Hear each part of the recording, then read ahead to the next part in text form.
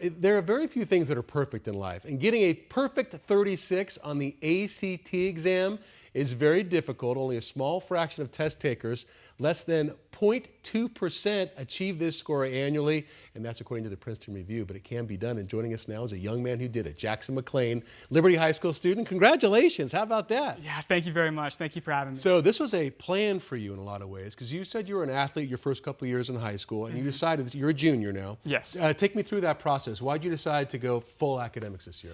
Yeah, I knew with college applications coming next year, and I really wanted to get into a good school. My cousin goes to UCLA, so UCLA was one of my options I really wanted to get into. And one of the things that's good with any college really is a good ACT or SAT score. So I really want to focus on that this year, focus on academics before athletics, for me at least. And we'll go back to your prep in just a second, but Sure. when you got that result, take me through that process. How was Sure. it? Did they mail it to you, or how'd you find out? No, so it's all digital. And so I was sitting there with my friends. It was at lunchtime, and we were all, staggered getting our scores.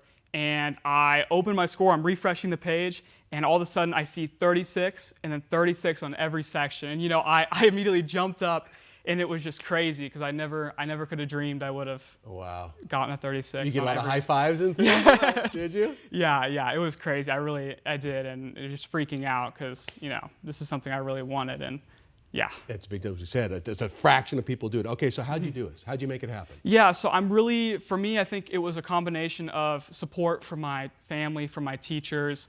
I have a lot of great teachers, and also extracurricular involvement. So I'm involved in things like math club, different student organizations. It's not all just dedicated to studying for the ACT or SAT.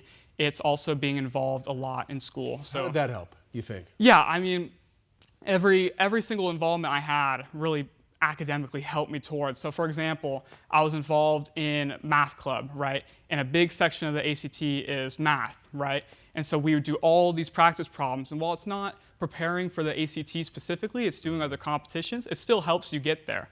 So I think staying involved for me was a big factor in getting that score. You're working all those muscles up to get ready for this. All right, so what's the next for you with this big score you've got? What's happening? Yeah, for me, I'm looking at college applications now, next year, start of next year, senior year. Beyond that, I want to do medicine. I want to go into a pre-med program and see what I can do there and help people. I'm a volunteer at a hospital right now. Oh, really? So, yeah. You got a lot going on. Yeah.